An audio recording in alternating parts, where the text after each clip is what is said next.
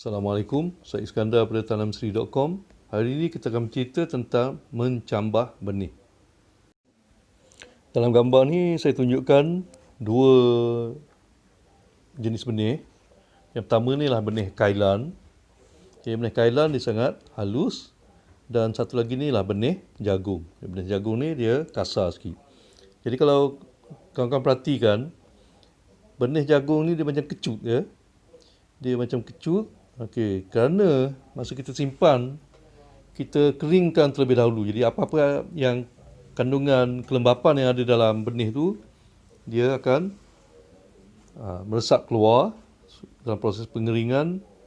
Jadi benih tu jadi kelihatan macam kecut. Okey. Tujuan dia lah supaya benih ni kita simpan dan tahan lama. Bersimpan dengan tahan lama.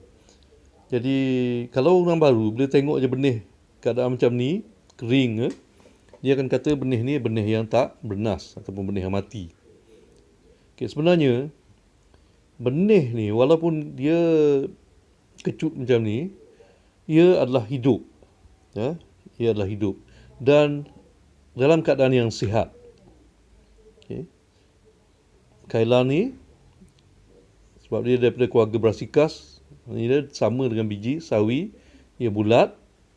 Jadi bila dia kecut pun dia masih lagi kekal bentuk bulat dia. Tapi dalam dia memang tak ada air lah. Dan benih jagung kerana bentuk dia tu panjang sikit, jadi bila dia kecut tu kita boleh nampak dia kecut.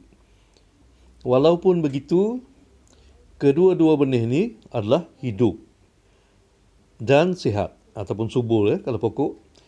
Tapi dia dalam keadaan yang tidak aktif, ataupun dalam bahasa biasa saya gunakan perkataan tidur. Ia dalam keadaan tidur dan tidak aktif secara metabolik. Itu bahasa sains lah, bahasa orang biologi. Maknanya tiada aktiviti biologi berlaku ketika ini. Ia dalam keadaan tidur, iaitu dalam keadaan tidak aktif secara metabolik, kalau orang sains kata. Apabila dia bercambah, barulah kita nampak yang benih-benih ni sebenarnya hidup. Betul tak? Sebab ada pertumbuhan, ada keluar tunas, dan kita boleh nampak pertumbuhan tu secara berterusan. Jadi nampak hidup. Jadi untuk bercambah, perlu ada syarat-syarat dia. Jadi apakah syarat untuk mencambah benih? Nombor satu, dia perlu air. Itu semua orang tahu. Benih kalau kita nak cambah, kita siram air ataupun kita sembur air ataupun kita letak dalam tanah yang basah, dan dia akan mula bercambah. Tapi air bukanlah satu-satunya bahan yang dia perlu.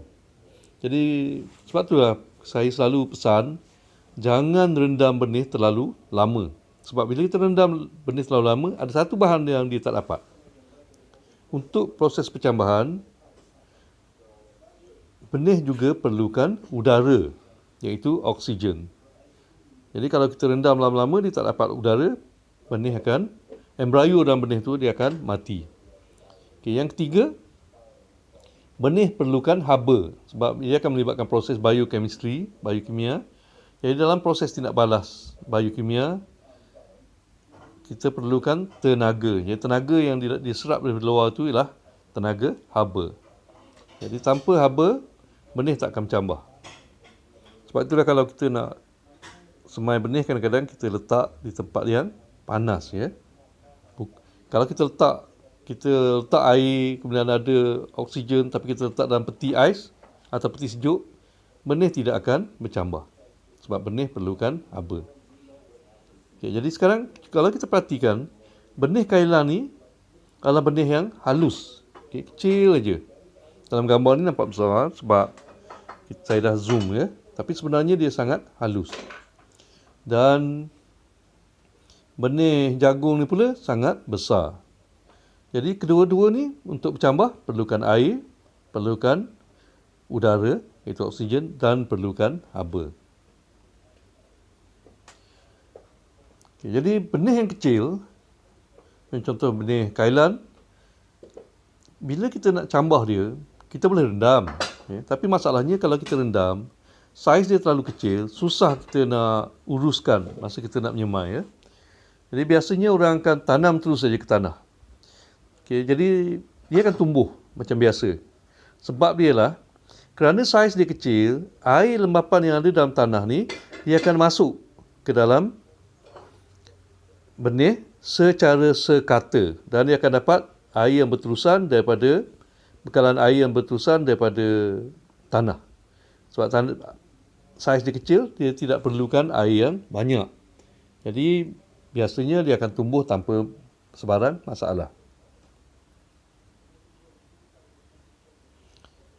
Kalau benih tu besar, macam contoh benih jagung, kalau kita semai je terus tanpa rendam dahulu, dia dapat air. Tapi sebab saiz dia besar, air yang serap tu, dia jadi tak sekata. Okay? Jadi benih yang besar, kalau kita tanam je terus, dia masih mendapat lembapan daripada tanah, tapi air yang dia dapat tu tak sekata. Sebab dia perlukan lebih banyak air, dan jarak pergerakan air itu lebih distributed, lebih tersebar ya. Jadi kalau nak, macam contoh air sini, kalau nak masuk ke dalam sampai terus dia ke embrio, pergerakan tu jauh. Okay? Dan yang ni panjang, jadi yang ni pergerakan dia, jarak dia lebih jauh berbanding dengan yang di hujung ni. Jadi sebab tu, kalau kita semai benih yang besar, contoh macam benih jagung, kita perlu rendam dahulu. Jadi biasanya saya rendam benih yang besar, seperti benih jagung, di dalam air suam ya, sebab kita perlukan haba ya, ingat ya, perlukan haba. Jadi saya gunakan air suam. Air suam ni saya gunakan 1 cawan air panas, air yang hampir mendidih, dan 1 cawan air pada suhu bilik. Bila campur dua ni, biasanya suhu akan jadi antara 40 hingga 45 darjah Celsius. Jadi itu cantik lah. Dia panas sikit tapi dia tak sampai benih tu masak ya. Jadi bila kita letak je benih dalam tu, air akan masuk, dia dapat haba, insya-Allah dia akan, proses percambahan tu akan bermula. Tapi jangan rendam terlalu lama. Sebab kalau kita rendam terlalu lama, dia tak dapat udara, tak dapat oksigen, benih tu akan lemas dan dia akan jadi busuk. Ya? Jadi kalau benih kecil, kita tak perlu rendam. Kalau benih besar, elok kita rendam terlebih dahulu.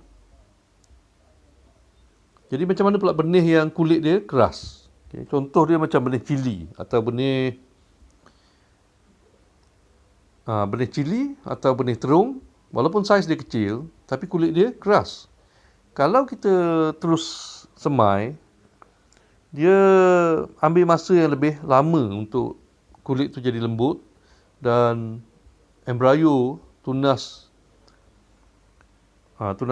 akar nak keluar tu dia perlu kerja lebih teruk sikit. Jadi untuk benih yang keras macam benih terung ataupun benih cili, disyorkan kita rendam juga dalam air suam. Okay, rendam berapa lama? 2 jam. Okay, rendam 2 jam. Kenapa tak lebih daripada 2 jam? Sebab kalau lebih daripada 2 jam, kita bimbang takut benih lemas. Okay, tak dapat udara, percambahan akan terbantu. Embrio bila dia mula aktif, dia mula percambahan mula nak berlaku, kalau ada terganggu, okay, dia terhenti. Bila dia terhenti, embrio tu kebiasaannya akan mati. Kalau mati, bila kita teruskan dia menyemai, dia tak akan tumbuh lagi. Okay, itu dia cerita saya hari ini ya, tentang menyemai benih. InsyaAllah banyak lagi kita akan ceritakan. Terima kasih kerana menonton video ini.